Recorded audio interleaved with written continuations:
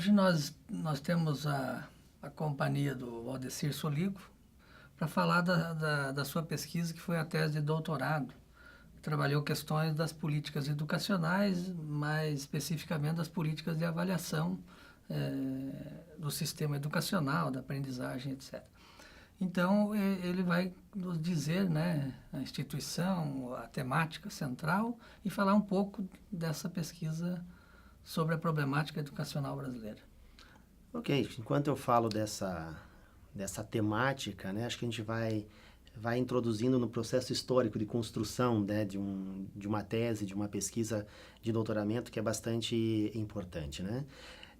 Quando eu pensei num doutorado, né, pensar onde e como fazer um doutorado, porque isso é uma preocupação que acho que acalenta todo pesquisador, né? Desde que o sujeito está lá na graduação, ele já está pensando como que ele vai fazer, o que ele vai fazer e se aquilo que ele vai fazer tem sentido e tem importância social, né? Quer dizer, se tem relevância social.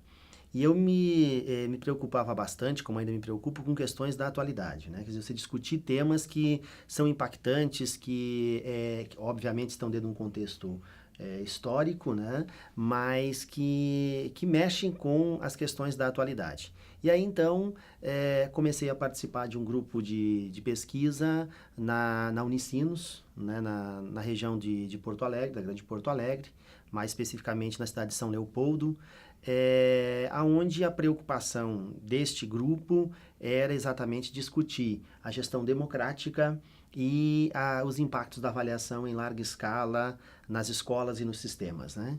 Então, eu percebi que ali estava algo que me inquietava, que me interessava bastante discutir e que valia a pena investir horas e horas de leitura, de estudo, de investigação para entender um pouco mais o processo e saber em que medida que isso estaria também sendo discutido por outros sujeitos da educação. Então, a partir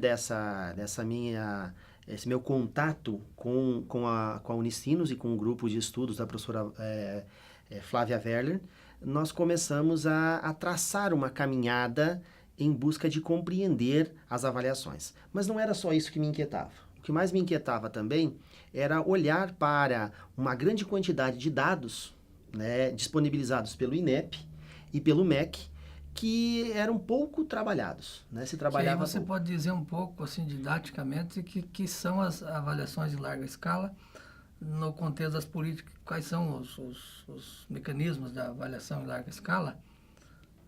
Seria, Okay. acho que interessante. Isso, exatamente. É extremamente importante a gente partir daí, né? Quer dizer, uma breve definição do que são essas avaliações em larga escala. Todos nós estamos, de uma maneira direta ou indireta, envolvidos com avaliação. Seja na educação, seja no cotidiano, nós estamos sempre avaliando e sendo avaliados. As avaliações em larga escala resultam, na verdade, de vamos chamar de projeto de Estado, que não é nacional, não é uma coisa só do Brasil, né, mas que vem carregado de influência dos organismos internacionais, né, que traz todo um modelo de avaliação que tem como seu principal ferramenta o PISA, né, que é um sistema de avaliação que faz uma avaliação, se não me engano agora, com cerca de 70 países, né, no mundo todo, e o Brasil é um desses países que participa desse sistema de avaliação. Aí o que acontece? A criação do Sistema Nacional de Avaliação, ainda na década de 90, vem atender a essa demanda mundial, mas também é um desejo interno dessa política de Estado de saber, né, a partir de dados mais concretos, qual era a situação da educação no Brasil. Esse é o discurso oficial, né? Que daí se traduz nas avaliações que nós temos da educação básica, que são... Hoje do ensino superior, que são alguns... Isso. Hoje nós temos basicamente, como dentro do sistema de avaliação nacional, nós temos a Provinha Brasil, que ocorre lá no 2º ano do ensino fundamental. Nós temos agora, mais recentemente, a ANA, né, que é a Avaliação Nacional da Alfabetização, que também está lá nas séries iniciais do ensino fundamental. Nós temos a Prova Brasil, né, que é o sistema de avaliação que está no 6º ano, no 5º ano e no 9º ano do ensino fundamental, e isso de forma censitária e de forma amostral também no ensino médio, né? No terceiro ano do ensino médio, não é Prova Brasil, mas entra no mesmo sistema a partir de uma avaliação aí amostral. E nós temos também, nessa mesma lógica, o Enem, né, que se caracteriza na atualidade muito mais como a principal porta de entrada à universidade pública, mas que não deixa de ser uma avaliação em larga escala, da mesma maneira que o sistema de avaliação dos cursos de graduação, né, que também vem se caracterizando desta maneira. Por que ele se caracteriza de uma forma muito parecida? Porque todas essas avaliações são padronizadas, quer dizer, elas têm um teste, né, padrão, que é aplicado no todo o território nacional, e aí a crítica que se faz veemente sobre isso é que desconsidera as especificidades, as regionalidades, né, tornando a avaliação algo muito externo. Né? Por isso já a avaliação externa. Não é só porque os agentes externos vêm aplicar, mas até porque foge da realidade das escolas, trazendo efetivamente aspectos generalistas. Né? Então isso é uma situação bastante problemática. Então nesses termos a minha preocupação era olhar para todos esses dados e perceber que os municípios de pequeno porte, e aí eu caracterizo municípios de pequeno porte como municípios de até 10 mil habitantes, na sua grande maioria, não tem informação suficiente de como lidar com esses dados. Né? Até por uma questão de organização do espaço geográfico mesmo, por falta de universidades, por falta, às vezes, de acesso a pesquisas mais específicas. A grande parte dos gestores dessas redes, desses sistemas de ensino de cidades pequenas, são professores ou políticos que assumem o cargo sem ter um conhecimento efetivo de gestão escolar, por vezes, né? E acabam desconsiderando os dados. Né? Então, isso me preocupava. Né? Quer dizer, são 3 situações de preocupação. Né? Primeiro, você querer algo atual, que mexe com a atualidade. O segundo, a quantidade de dados disponível, e o terceiro, pensar um pouco o impacto que isso poderia causar na gestão dos municípios pequenos. Né? Mas, quando você diz, olha, uma farta avaliação de dados da educação básica, do ensino superior, do ensino e da básica, do ensino médio, ou em fundamental, ou nas séries iniciais. E do lado do Estado, ele recolhe uma verificação de dados astronômicos. Supostamente para resolver problemas que essa base educacional, seja básica ou superior, teria de dificuldades que apresentam naquilo. Mas parece que há uma fartura de dados e a contrapartida dos gestores que efetivamente dirigem o Estado, definem as políticas, o dinheiro, as condições, parece que não há um efeito prático quando se diz, olha, os municípios têm dificuldades, as escolas não sabem nem o que fazer com o diagnóstico que apareceu, né? Mas quem teria que primeiramente resolver o diagnóstico seria o Estado, com essa fartura de dados, né? Exato. Quer dizer, se oferece, se tem bastante dados, né, estão disponíveis os dados, mas esses dados, eles não estão inseridos na realidade dos municípios, né, porque são dados que são coletados por um agente alienígena, como eu chamo, né, quer dizer, alguém que chega de fora e capta esses dados, mas ele não oferece o subsídio, o suporte necessário para que esse dado seja reinserido socialmente, né, que ele seja ressignificado. Então, eu trabalho exatamente com essa ideia da ressignificação do dado para os gestores, né? Para as escolas, para os professores. Em que medida que esse dado diz algo efetivo sobre a realidade da escola. E aí a gente enfrenta, e os resultados da pesquisa apontam para esse lado, de que de fato nós temos inúmeros problemas quanto a isso, né? Por exemplo, nós tivemos, na ocasião, eu fiz uma análise inicial de 1.127 municípios da região sul. Desses 1.127 municípios, em torno de 600 municípios são de pequeno porte, quer dizer, com menos de 10 mil habitantes, e, portanto, muito pequenos, às vezes com uma única escola. Então, uma única escola, ou às vezes uma única turma que se encaixa nessa condição de avaliação em larga escala, porque a Prova Brasil, por exemplo, não é aplicada em todas as escolas, em todas as séries. É apenas nas escolas que têm 5º ano e que tenham pelo menos 20 alunos matriculados no momento da avaliação, no ano da avaliação. Então, o que aconteceu enquanto resultado de pesquisa para a gente refletir um pouco sobre isso? Observando Santa Catarina, Paraná e Rio Grande do Sul, 600 e poucos municípios que tinham essa condição de serem pequenos, né? Se caracterizavam Pequeno com menos, porte. pequeno porte. Entretanto, desses 600, só 343 foram utilizados como objetos de pesquisa de fato, né? Que eles estavam dentro da possibilidade da pesquisa. Padrão da Exato. avaliação Por nacional. quê? Porque como regra, né, para a seleção dos municípios, era necessário que esses municípios tivessem participado dos 3 ciclos de avaliação que já haviam ocorrido no momento, né? Então, nós tínhamos 2005, 2007 e 2009. Né? E eu realizando minha pesquisa em 2010, então eu precisava exatamente desses 3 ciclos.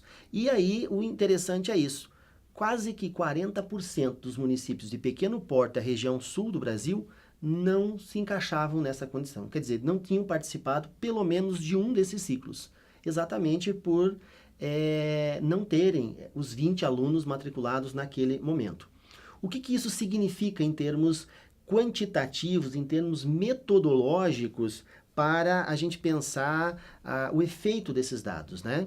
Uma questão muito importante, a limitação e a dificuldade de generalizar isso. Quer dizer, quando falávamos do IDEB do estado de Santa Catarina, falávamos do IDEB do estado do Paraná ou do Rio Grande do Sul, nós estávamos considerando apenas 60% dos municípios de pequeno porte. E os outros 40% já estavam excluídos por antecipação. Por antecipação. Da própria avaliação que já é precária. Exato, já estavam fora. Então, a gente percebeu o seguinte, que o uso desses dados quantitativos, estatísticos, dessa metodologia específica que a Prova Brasil aplica, ela não dava conta, né, de atender nem geograficamente todos os locais, né? Quanto mais as questões teóricas, metodológicas, de especificidade de cada região. Então, ali já ficou claro, né, como resultado de pesquisa, exatamente a fragilidade do dado que nós conhecemos, do índice que conhecemos por IDEB. Só isso já bastava para dizer,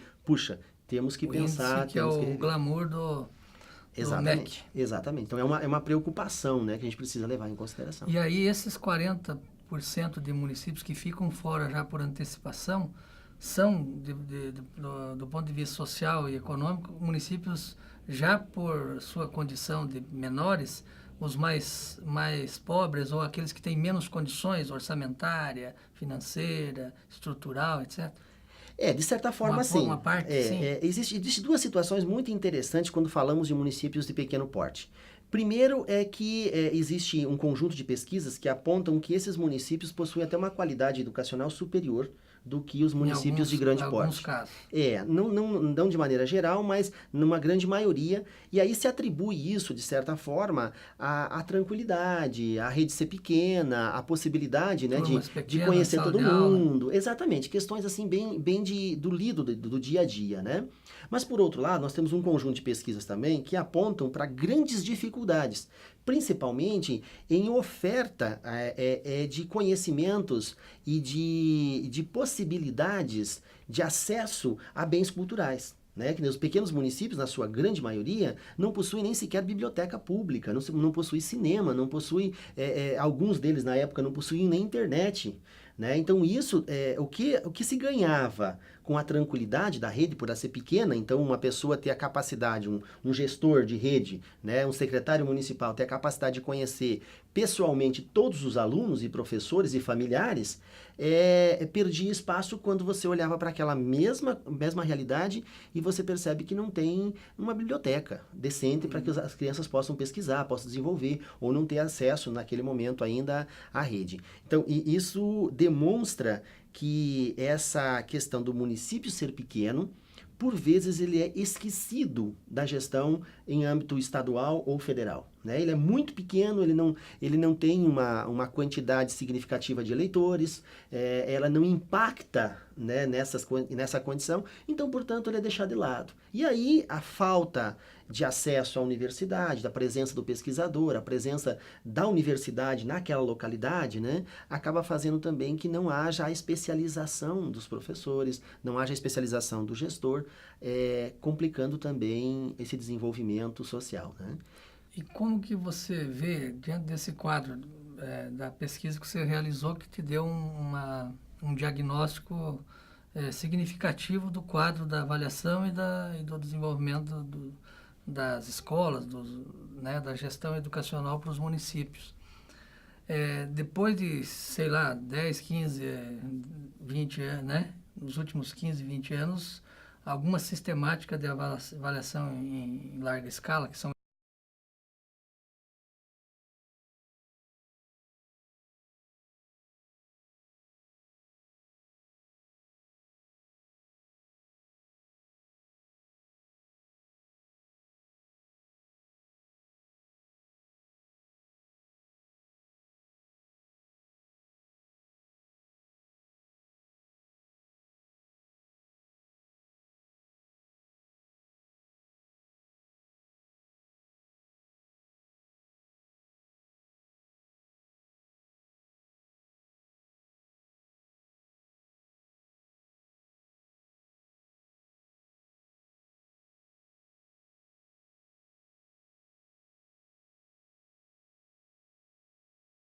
o que você vê que do lado do Estado ele está se utilizando desses mecanismos de avaliação para levar a educação brasileira para onde?